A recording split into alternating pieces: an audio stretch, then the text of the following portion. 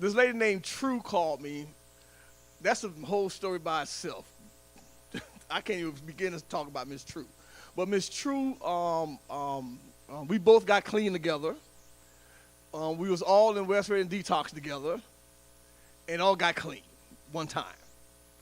And so she runs this home over here, the building, all this kind of stuff. So she called me. She said she had a guy over there that probably will need to come into our program. And so I went over there to talk with this dude and his dad. And he had no desire to come to the program. He was not a Christian. He was an atheist, humanistic, philosophical, whatever you want to call this guy. He got all this brainy stuff going up there, but ain't got nothing to do with Jesus.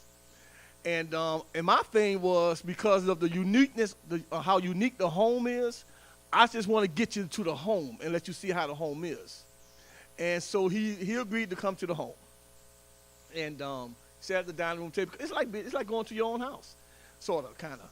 And and he came to the home, and I talked with him and his dad, and we just praying for the guy, and because all we want to do is listen.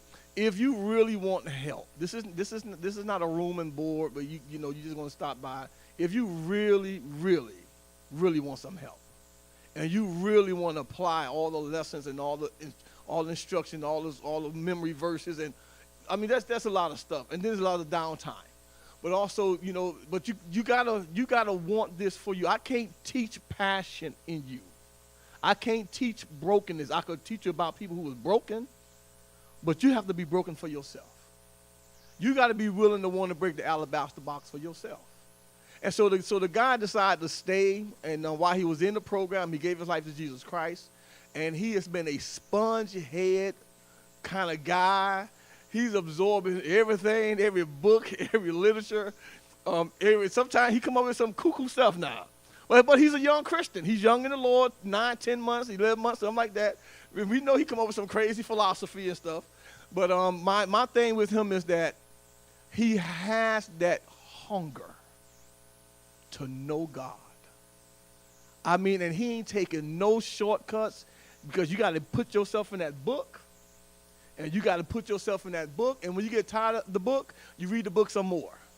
And when you don't want to read the book no more, then you keep reading the book. I'm talking about the Bible. And not my opinion and what you think and what the dog think. And listen, you better know this word for yourself, because I won't be with you when you stand before God. Pastor CJ ain't going to be with me when I stand before God. I'm going to give account to God for myself. So it is vitally important that these men get that hunger and thirst for themselves for the word of God. Let me introduce you to this crazy guy, man. Come on up here, Mr. Tyler Noll. I call him Tarzan. Let me see, does he have any? What do he got on his feet today? He actually got socks on today. No, he don't have socks or anything on. Listen. I'm 58 years old.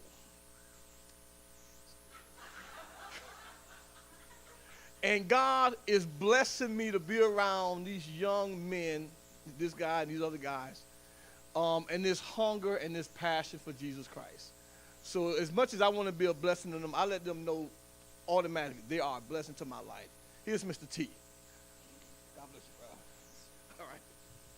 All right. Well, I didn't come into this home because I wanted life change or wanted to know God better or anything like that. I came because I had nowhere else to go. And I thought for a long time that anyone who believed in any kind of God, not just Christians, but anyone who believed in any kind of higher power was just delusional. I don't know. So I still don't know.